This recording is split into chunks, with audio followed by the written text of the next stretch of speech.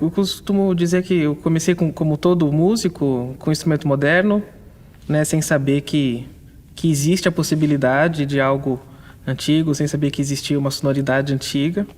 Só que, assim, desde o começo eu sempre tive um desconforto. Então, tinha que tocar música barroca e eu sabia que eu gostava, mas eu não gostava da maneira como eu tinha que fazer, né? Então, me incomodava eu querer fazer algumas experimentações e eu ser orientado a fazer de uma outra maneira, porque é assim que se faz. Até que um dia eu me deparei com uma gravação, um vídeo, e era um grupo estranho, né? As pessoas estavam tocando de uma maneira assim muito solta, não estavam usando o traje usual de concerto, estava com um violino pequeno, não estava usando queixeira, não estava usando espalheira, estava usando arco pequeno. Aquilo me incomodou.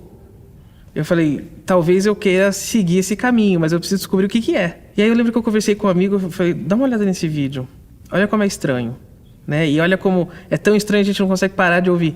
Assim, tinha um instrumento que depois eu descobri que era teorba, né? Mas não sabia o nome. Eu falei, gente, o que é isso? Isso é um violão?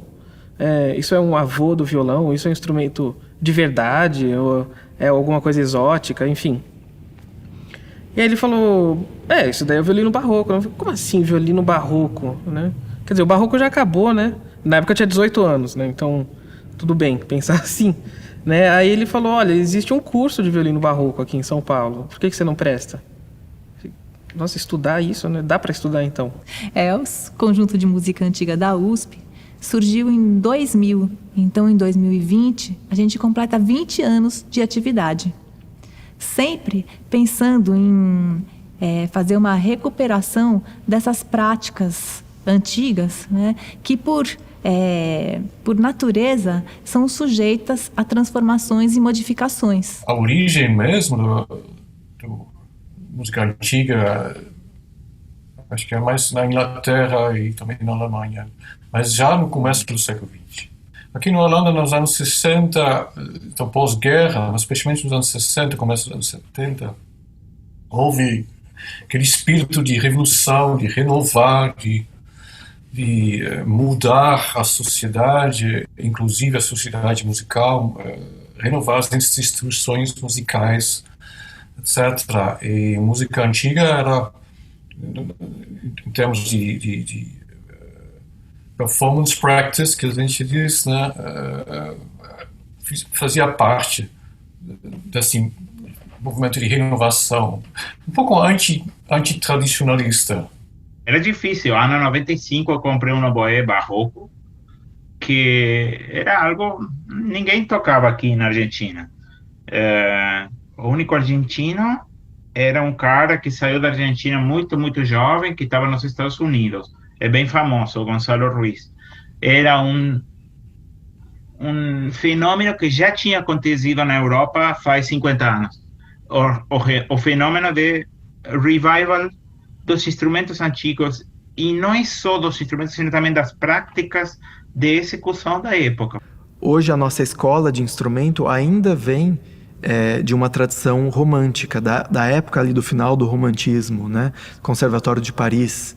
Existe uma tradição de se tocar e também de se reger que vem diretamente dessa escola. Ninguém atualmente tá livre dela. No meu caso, como tocar a viola, né? Deve ser com esse som, com projeção para o final da sala. Imagina uma sala de concertos, o som tem que chegar lá. O bel canto, a mesma coisa, né? O som tem que chegar lá no fim. E não necessariamente isso vale para música antiga, porque os salões da música antiga, mesmo esses salões da época já mais final do Beethoven, esses salões públicos, populares, eles não tinham os tamanhos, as dimensões dos atuais. Quando o conjunto de música antiga, né, executa Beethoven, um dos primeiros trabalhos é saber exatamente a dimensão da orquestra original.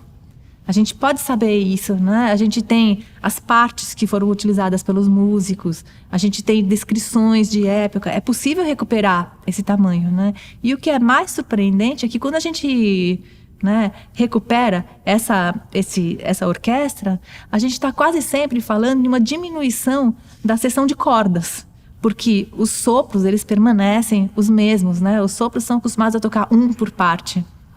Então, o que acontece? A gente tem um equilíbrio muito diferente entre colorido de cordas e colorido de sopros, né? Nessas orquestras menores, a gente tem os sopros muito mais presentes. E essa mudança de colorido, ela é muito bonita e ela tem uma beleza que eu diria assim, eficaz, e não uma beleza estética.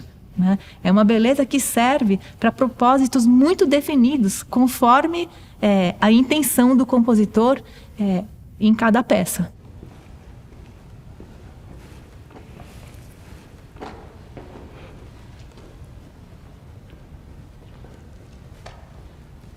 A sala eu acho muito impressionante. A sala sem nada, né? Só na estrutura. O palco acomoda 60 pessoas. Eu acho que cada vez mais vai ser difícil a gente trazer orquestras com 100 pessoas e por questões logísticas, por questões de transporte. E eu acho que faz todo sentido pensar em salas mais íntimas, com uma proximidade maior com o público, enfim, numa programação variada também. A ideia é essa sala não ser dedicada só para música clássica, então é música de uma forma ampla. E tem um lado contraditório, porque eu comentei com vocês da especialização das salas, que não existe sala boa para tudo, quanto mais uso ela tiver, pior ela é para todos eles. Ao mesmo tempo, a gente percebe que na produção cultural atual existe muita mistura entre as artes performáticas. Então, cada vez mais a gente tem experiências que misturam balé com música, então, como fazer isso numa sala especializada, né? Como intérprete, quando eu penso, né, a gente nunca você pega uma partitura e você realiza ela exatamente conforme o que está escrito. Ela nunca dá todas as indicações. É preciso fazer opções. Sempre é necessário fazer opções, né? E é preciso também, eu penso, no século XXI, é preciso refletir sobre essas opções e ter elas de uma maneira consciente, né? Então eu penso que quando a gente faz um teatro não é um objeto específico, ele é todo pensado para as ocasiões, para os repertórios, né? Você pensou quantas pessoas, que pessoas vão caber, que grupos, que orquestras e como eles vão dialogar entre si e quais, no momento que você tem que tomar uma decisão, quais vão ser as decisões que você vai tomar em detrimento de outras. Né? Nunca é possível, né? Sempre existe essa ideia de adequação, né? Nunca é possível você pensar numa coisa absoluta, né? Decoro é justamente quando você leva em consideração o tempo, o lugar e o público, né, de uma obra. Então, não existe, no século XVIII, não existe o conceito de beleza, né? Existe a ideia de beleza eficaz, beleza segundo aquela circunstância. Né? Não existe uma beleza que seja inteiramente, né, onisciente e omnipresente. A beleza em si. Assim, existe uma beleza eficaz, a beleza funcional. Né? A peça ela vai cumprir o seu desígnio de comunicação no momento em que ela usar os elementos corretos prescritos, né, protocolados, vamos dizer assim, nesse mundo que é tão, né, regrado, protocolados pelas circunstâncias. Então, uma sinfonia, ela vai ser necessariamente diferente de um quarteto de cordas ou de uma sonata. As sinfonias, elas são pensadas para públicos grandes, elas devem visar ao grandioso, ao magnificente, né? Ao passo que uma sonata para piano, por exemplo, pode ter e provavelmente vai ter outras funções. A gente sabe que algumas peças do Beethoven tiveram estreias públicas e estreias privadas. O caso da Sinfonia Heróica, por exemplo, assim, é bem emblemático, né? E a gente sabe que a orquestra de estreia privada era uma orquestra muito menor do que a orquestra da estreia pública. A gente teve a oportunidade de realizar essas duas versões da Heróica, né, em 2019, né, quando a gente utilizou o espaço da Biblioteca Mindlin da USP, que é um espaço muito semelhante assim, ao salão onde essa peça foi estreada de maneira privada, e depois a gente complementou a orquestra até que ela chegasse ao tamanho da estreia pública.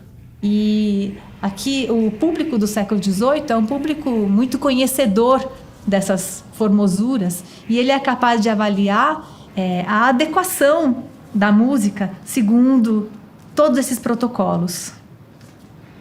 Que formosura. A gente pensa mais em forma, né, em formosura, né, mais do que em beleza, que é o termo que acabou predominando na estética, né? Então, quando a gente usa o termo beleza, a gente já tem uma carga semântica muito forte aí, romântica.